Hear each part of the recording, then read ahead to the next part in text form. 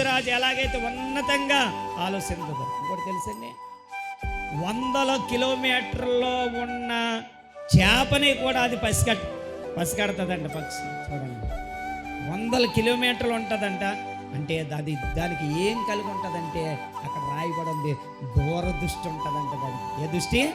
దూరదృష్టి. క్రైస్తవులకి ఏ దృష్టి ఉండాలనుకుంటున్నారు? ఇప్పుడు పని అయిపోవాలండి అంతనే.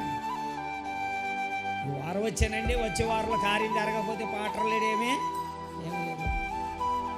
గట్టిగా దేవునికి స్తోత్రం, హల్లెలూయా.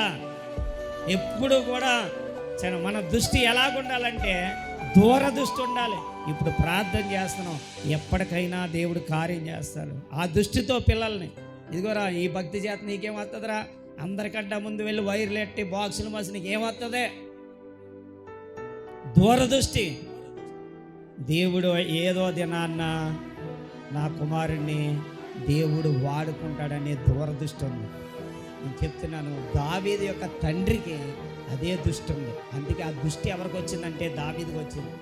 గొర్రెలు కాసుకునేవాడు ఆ దృష్టితో ఆలోచించడం ఏంటి?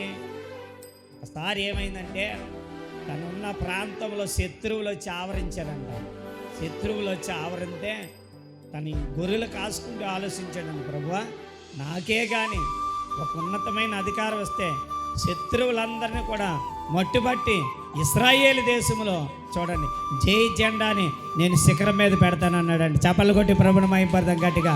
అందుకే దేవుణ్ణి అడుగుతున్నాడు, దేవా ఎక్కలేనంత ఎత్తైన కొండ కంటే ఆ కొండ కాదు, ఉన్నతమైన స్థితిని ఇమ్మని దేవుణ్ణి అడుగుతున్నాడు. కొండ అంటే ఆ కొండ కాదు. మీకు అర్థమైందా?